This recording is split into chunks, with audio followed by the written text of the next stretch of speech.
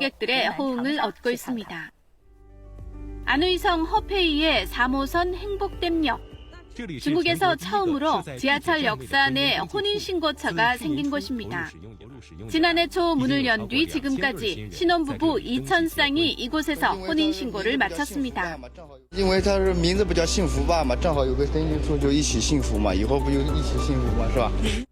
티슈와 면봉 등 간단한 화장 도구를 갖춘 공유 파우더룸도 있습니다. 共享化妆间，然后可以在这边稍微补个妆，大大的方便到了我们。 세탁물을 맡길 수 있는 지하철역도 있습니다. 허페이시 지하철은 역사 66곳에서 세탁 서비스를 제공하고 있는데 바쁜 직장인들에게 인기 만점입니다. 후난성 창사의 지하철은 공항으로 가는 지하철을 타기 전 수화물을 미리 붙일 수 있는 서비스도 운영하고 있습니다.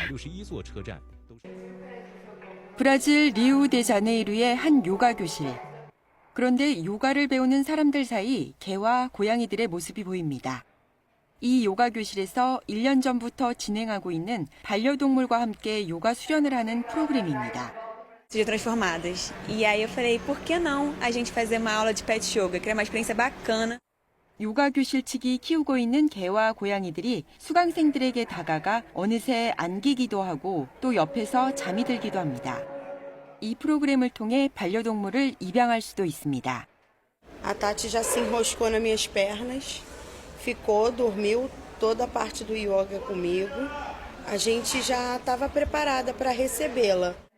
프로그램 참가자들은 반려동물들과 함께하는 요가 수련이 매우 특별한 경험일 뿐만 아니라 심신 안정에도 큰 도움이 된다고 설명합니다.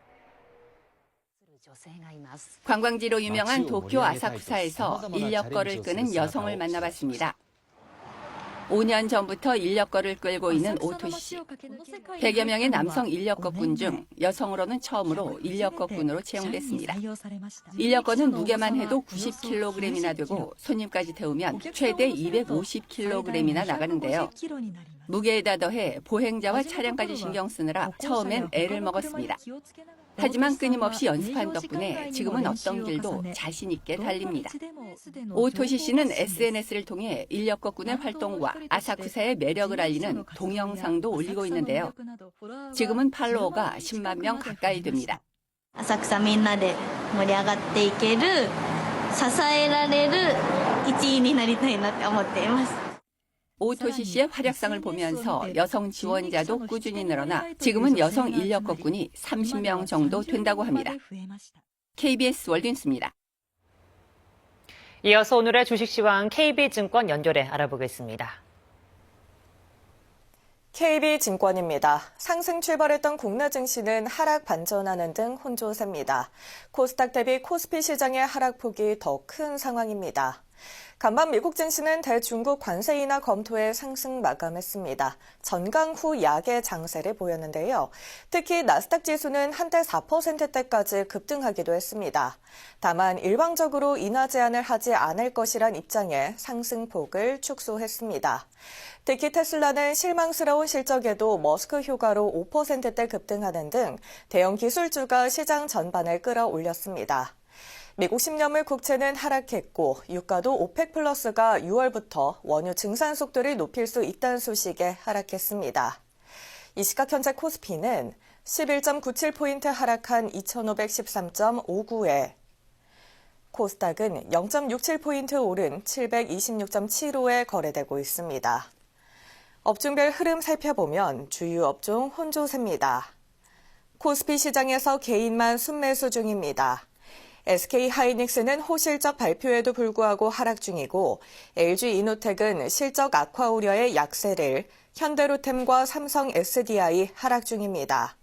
반면 실적 호조의 HDC 현대산업개발 강세를, APL 등 화장품주, 신세계를 비롯한 유통주 흐름 좋고 동서, NC소프트와 삼양식품 강세입니다.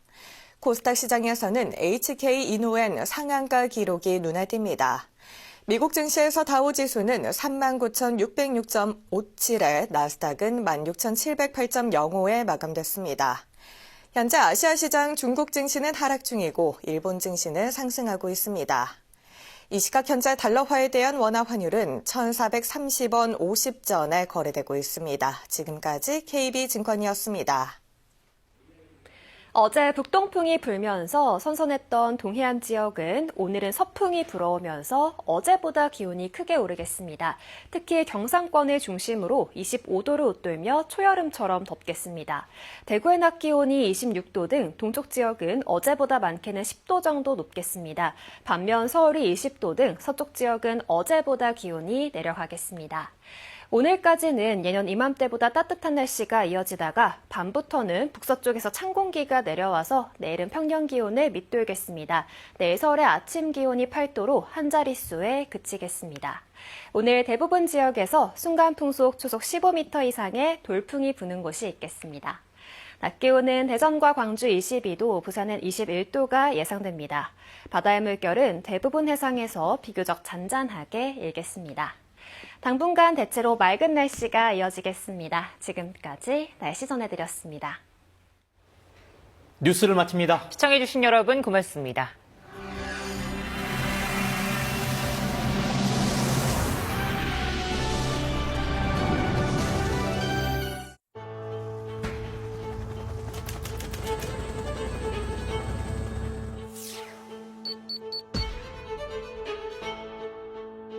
도로가 없는 산에서 발생한 긴급 상황.